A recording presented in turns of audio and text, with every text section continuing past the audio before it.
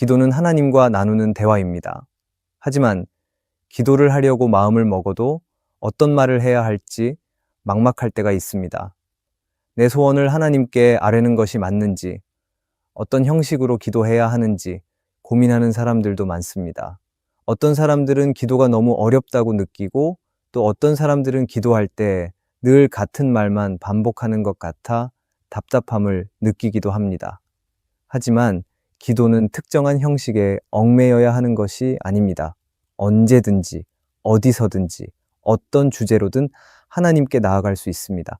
그럼에도 불구하고 기도를 어려워하는 이들이 있다면 우리가 성경을 통해 기도의 기본적인 흐름을 배워보는 것이 도움이 될 것입니다.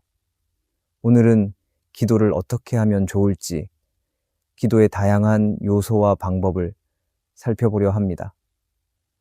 기도가 어려운 분들은 이 기도의 순서를 따라하면 하나님과 더욱 깊은 영적 교제를 이룰 수 있을 것입니다. 오늘의 말씀이 여러분들의 신앙에 도움이 되기를 바랍니다.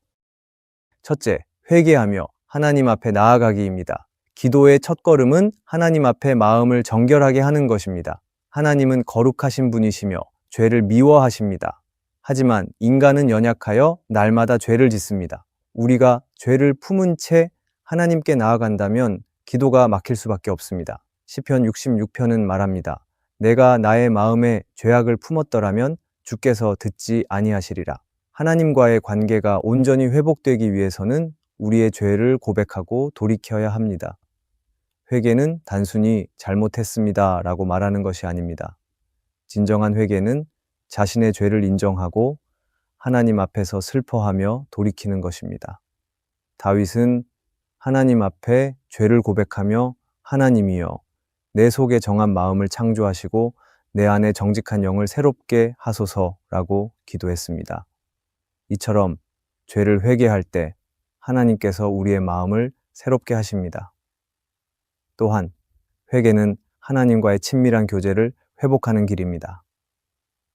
하나님께서는 죄를 미워하시지만 죄를 회개하는 자를 용서하시고 다시 가까이 하십니다. 요한일서 1장은 말합니다. 우리가 우리 죄를 자백하면 그는 미쁘시고 의로우사 우리 죄를 사하시며 모든 불의에서 우리를 깨끗하게 하실 것이요. 하나님은 우리의 회개를 기뻐하시며 용서하기를 원하십니다. 기도할 때 먼저 자신을 돌아보며 회개의 기도를 드리는 것이 중요합니다. 오늘 하루 동안 하나님 앞에서 지은 죄는 없는지, 사람들에게 상처를 주지는 않았는지, 하나님보다 세상을 더 사랑하지는 않았는지 깊이 생각해 보아야 합니다. 그리고 그 죄를 하나님 앞에 정직하게 내어놓고 용서를 구해야 합니다. 하나님은 우리의 회개를 외면하지 않으시고 언제나 용서하시며 새롭게 하십니다. 기도할 때마다 자신의 모습을 돌아보고 하나님 앞에서 회개하는 시간을 갖는다면 우리의 기도는 더욱 깊어지고 하나님과의 관계는 더욱 친밀해질 것입니다. 하나님께서는 상한 심령을 멸시하지 않으시며 회개하는 자를 품으시는 사랑의 하나님이십니다. 오늘도 기도할 때 진실한 마음으로 하나님 앞에 나아가 회개함으로써 그분의 은혜를 누리기를 바랍니다. 둘째, 찬양과 감사로 하나님께 나아가기입니다. 기도는 단순히 우리의 필요를 하나님께 아뢰는 시간이 아닙니다. 기도는 하나님을 높이고 경배하는 시간이기도 합니다. 기도의 자리에서 하나님을 찬양하고 감사하는 것은 매우 중요합니다. 하나님은 우리의 창조주이시며 온 우주를 다스리시는 분이십니다. 또한 우리를 사랑하시고 지금도 인도하시는 신실한 하나님이십니다. 그렇기 때문에 기도할 때 하나님이 어떤 분이신지 깊이 묵상하며 하나님을 찬양하는 모습이 필요합니다. 성경은 끊임없이 하나님을 찬양하라고 말합니다. 시편 100편은 말합니다. 감사함으로 그의 문에 들어가며 찬송함으로 그의 궁정에 들어가서 그에게 감사하며 그의 이름을 송축할지어다. 기도의 자리에서 감사와 찬양이 먼저 나올 때 우리의 시선은 문제나 환경에서 하나님께로 향하게 됩니다. 찬양은 단순히 노래를 부르는 것이 아니라 하나님의 위대하심을 인정하고 그분께 영광을 돌리는 행위입니다. 하나님께 드리는 찬양은 우리의 마음을 변화시킵니다. 우리는 때때로 문제에 집중하며 낙심하고 염려할 때가 많습니다. 하지만 하나님을 찬양할 때 우리의 마음은 위로를 받고 믿음이 새로워집니다. 팀 켈러는 그의 책 기도에서 다음과 같이 말합니다. 하나님을 찬양하는 것은 단순히 의무가 아니라 우리의 영혼을 치유하는 행위입니다. 하나님을 찬양할 때 우리는 참된 기쁨과 만족을 경험하게 됩니다. 찬양은 하나님을 높이는 동시에 우리의 영혼을 새롭게 하는 은혜의 통로가 됩니다. 그리고 기도할 때 감사하는 것도 중요합니다. 우리는 종종 하나님께 간구하는 데 집중하지만 하나님이 이미 베푸신 은혜를 기억하며 감사하는 것이 필요합니다. 빌립보서 4장은 말합니다. 아무것도 염려하지 말고 다만 모든 일에 기도와 간구로 너희 구할 것을 감사함으로 하나님께 아뢰라. 감사는 기도의 중요한 태도입니다. 하나님께 받은 은혜를 기억하며 감사할 때 우리의 마음은 더욱 하나님께 가까이 가게 됩니다. 우리는 때때로 삶의 부족함과 문제에만 집중하여 불평하기 쉽습니다. 하지만 하나님께 감사하는 마음을 가지면 현재 처한 상황 속에서도 하나님의 은혜를 발견할 수 있습니다. 모든 것이 하나님의 은혜이며 작은 것 하나까지도 감사의 제목이 될 수 있습니다. 감사의 기도를 드릴 때 우리의 삶은 더 풍성한 하나님의 임재로 채워지게 될 것입니다. 그렇기에 기도할 때 하나님을 찬양하고 감사하는 시간을 꼭 가지기를 바랍니다. 기도의 자리에서 하나님의 위대하심을 찬양하고 받은 은혜를 감사하며 나아갈 때 우리는 더욱 깊은 기도의 기쁨을 경험하게 될 것입니다. 셋째, 간구하며 하나님께 나아가기입니다. 기도는 하나님과의 교제일 뿐만 아니라 우리의 필요를 하나님께 아뢰는 시간입니다. 하나님은 우리의 아버지이시며 자녀된 우리가 필요한 것을 구하는 것을 기뻐하십니다. 마태복음 7장에서 예수님은 말합니다. 구하라, 그러면 너희에게 주실 것이요. 찾으라, 그러면 찾아낼 것이요. 문을 두드리라, 그러면 너희에게 열릴 것이니. 하나님은 우리의 기도를 들으시며 우리가 구할 때 응답하십니다. 여기에서 간구의 기도는 하나님께 우리의 마음을 솔직하게 내어놓는 것입니다. 하나님은 이미 우리의 필요를 아시지만 우리가 간구하는 것을 원하십니다. 마태복음 6장에서 예수님은 너희 아버지께서는 구하기 전에 너희에게 있어야 할 것을 아시느니라고 말씀하셨습니다. 그럼에도 불구하고 하나님께서는 우리가 직접 기도하며 구하기를 원하십니다. 간구의 기도에서 중요한 것은 믿음의 태도입니다. 우리는 하나님께서 가장 좋은 것을 주실 것이라는 확신을 가지고 기도해야 합니다. 야고보서 1장은 오직 믿음으로 구하고 조금도 의심하지 말라라고 말씀합니다. 하나님께 구할 때 단순히 내 생각대로 이루어지기를 바라는 것이 아니라 하나님의 선하심을 신뢰하며 기도해야 합니다. 하나님은 우리의 필요를 아시고 가장 좋은 방법으로 응답하시는 분이십니다. 그런데 간구의 기도는 응답을 기다리는 과정도 포함됩니다. 하나님은 우리의 기도를 들으시지만 때로는 즉각적으로 응답하지 않으실 때도 있습니다. 그 이유는 하나님께서 가장 적절한 때에 가장 좋은 방법으로 이루시기 때문입니다. 때로는 하나님께서 우리의 기도를 다른 방식으로 응답하시기도 합니다. 그럴 때 우리의 생각과 다르게 응답될 때에도 하나님의 선하심을 신뢰하며 기다리는 모습이 필요합니다. 기도할 때 우리의 하나님께 간구하는 시간을 가지기를 바랍니다. 하나님은 우리의 기도를 들으시는 분이며 우리에게 가장 좋은 것을 주시는 선하신 아버지이십니다. 우리의 마음을 솔직하게 내어놓고 믿음으로 간구하며 하나님의 선하신 응답을 신뢰할 때 우리는 기도를 통해 더욱 하나님과 가까워질 것입니다. 넷째, 중보하며 하나님께 나아가기입니다. 우리의 기도는 나 자신을 위한 것이 아니라 다른 사람들을 위한 기도도 있어야 합니다. 하나님은 우리에게 서로를 위해 기도하라고 말씀하셨습니다.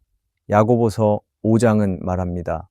그러므로 너희 죄를 서로 고백하며 병이 낫기를 위하여 서로 기도하라. 의인의 간구는 역사하는 힘이 큼이니라. 우리가 누군가를 위해 간절히 기도할 때 하나님께서는 그 기도를 사용하셔서 놀라운 일을 이루십니다. 성경에는 중보 기도를 드린 많은 사람들이 등장합니다. 아브라함은 소돔과 고모라를 위해 하나님께 간구했고, 모세는 우상을 섬겨 하나님의 진노를 받은 이스라엘 백성을 위해 기도했습니다. 사도 바울도 교회와 성도들을 위해 끊임없이 기도했습니다. 골로사에서 1장에서 바울은 우리가 너희를 위하여 기도하기를 그치지 아니하고라고 고백하며 성도들의 믿음이 더욱 자라기를 위해 중보했습니다. 그리고 중보는 사랑의 실천입니다. 누군가를 위해 기도한다는 것은 그 사람의 형편을 돌아보고 하나님의 도우심을 간절히 구하는 것입니다. 요한복음 17장에서 예수님은 제자들을 위해 기도하셨고, 지금도 하나님 보좌 우편에서 우리를 위해 간구하고 계십니다. 우리가 다른 사람을 위해 기도할 때 우리는 예수님의 마음을 닮아가게 됩니다. 우리가 기도할 중보의 대상은 매우 다양합니다.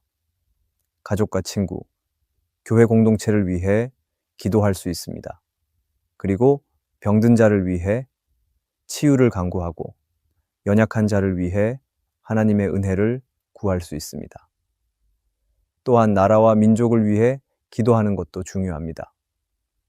지도자들이 지혜롭게 나라를 다스리도록 기도하는 것은 그리스도인의 중요한 사명입니다. 그리고 중보는 우리의 시야를 넓혀 줍니다. 자신의 문제에만 집중하다 보면 기도의 영역이 좁아지고 하나님의 더 큰 뜻을 바라보지 못할 때가 많습니다. 하지만 중보 기도를 드리면 나 자신뿐만 아니라 하나님의 나라와 공동체를 위한 기도를 하게 되고 우리의 시선은 더 넓어지게 됩니다. 또한 중보를 할수록 다른 사람들의 형편에 더 관심을 가지게 되고 더 깊은 사랑을 품게 됩니다. 우리가 기도할 때 나 자신만을 위해 기도하는 것이 아니라 다른 사람을 위한 기도도 함께 드리기를 바랍니다. 하나님께서는 중보자의 기도를 기뻐하시며 그 기도를 통해 놀라운 일을 이루십니다. 다섯째, 하나님 나라를 위한 기도를 해야 합니다. 우리의 기도는 개인적인 필요를 넘어서 하나님의 나라가 이 땅에 이루어지도록 간구하는 시간이 되어야 합니다. 예수님께서는 제자들에게 기도를 가르쳐 주실 때 나라가 임하시오며 뜻이 하늘에서 이루어진 것 같이 땅에서도 이루어지이다 라고 기도하도록 말씀하셨습니다. 여기에서 하나님 나라를 위한 기도는 단순히 개인의 삶이 평안하고 형통하기를 구하는 것이 아니라 하나님의 뜻이 이 땅에 이루어지고 그분의 영광이 온 세상에 드러나기를 구하는 것입니다.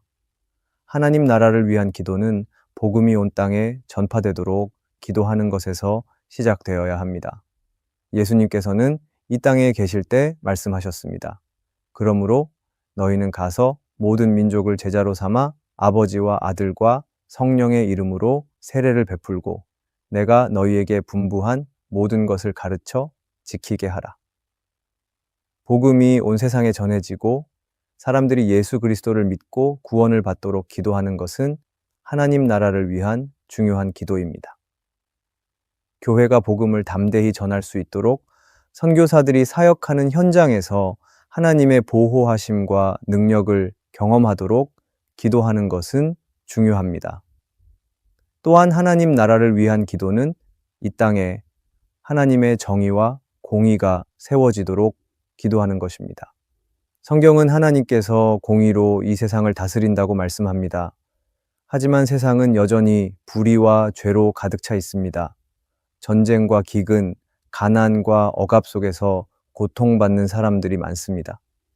그렇기에 우리는 이 세상이 하나님의 공의 가운데 회복되도록 기도해야 합니다. 억눌린 자들이 자유를 얻고 가난한 자들이 돕는 손길을 받을 수 있도록 간구해야 합니다. 그리고 우리는 교회의 부흥을 위한 기도를 해야 합니다. 교회는 하나님 나라를 이 땅에 드러내는 중요한 공동체입니다. 그러나 때때로 교회가 연약해지고 세상의 가치관에 휩쓸릴 때가 있습니다. 그렇기에 우리는 교회가 더욱 순결하고 강건하게 세워지도록 성도들이 믿음 안에서 굳건히 서도록 기도해야 합니다. 우리는 교회가 하나님의 뜻을 온전히 이루며 세상의 빛과 소금으로서의 역할을 감당할 수 있도록 기도해야 합니다. 우리가 기도할 때 나의 필요를 넘어 하나님 나라를 위한 기도를 드리기를 바랍니다.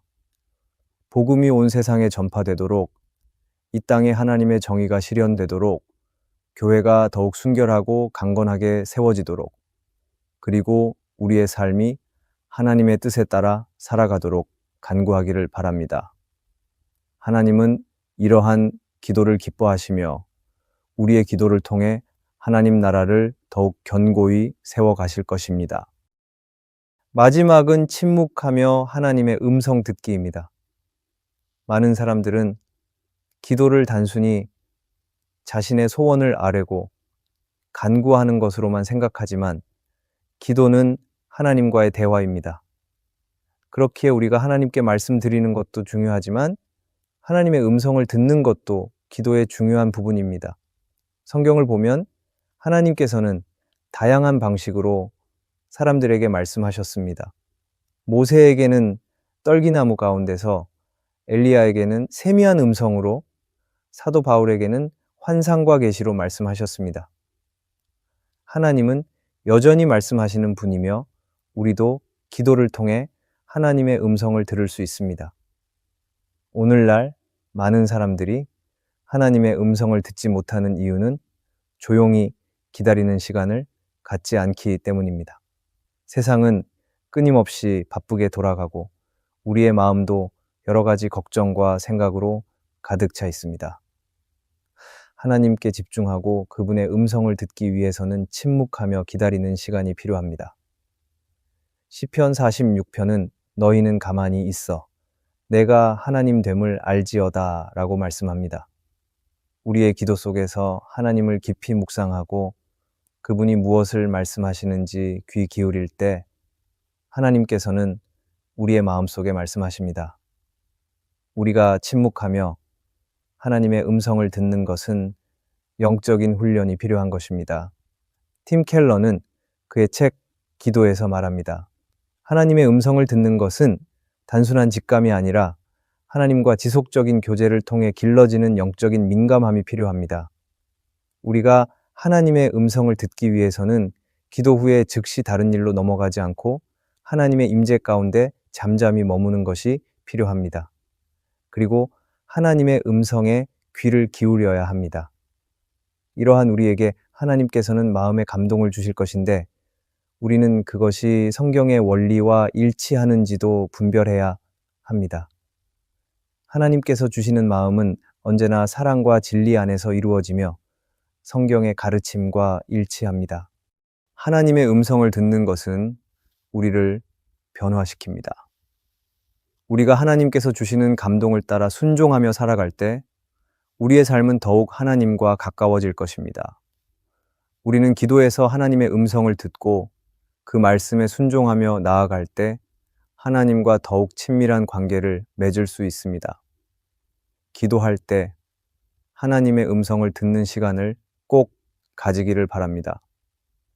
침묵 속에서 하나님께 집중하고 그분이 무엇을 말씀하시는지 기다리는 시간을 가지기를 바랍니다. 하나님께서는 우리에게 말씀하시는 분이고 우리의 삶을 인도하시기를 원하십니다. 그렇기에 기도의 자리에서 조용히 머물며 하나님의 음성을 들을 때 우리는 하나님의 인도하심 속에서 살아가게 될 것입니다. 우리가 기도하는 삶을 지속하기 위해서는 의식적으로 시간을 내어 기도하는 습관을 가져야 합니다. 기도가 어려울 때라도 하나님 앞에 나아가 우리의 마음을 솔직히 아뢰고 인내하며 기도의 자리에서 머무는 것이 중요합니다.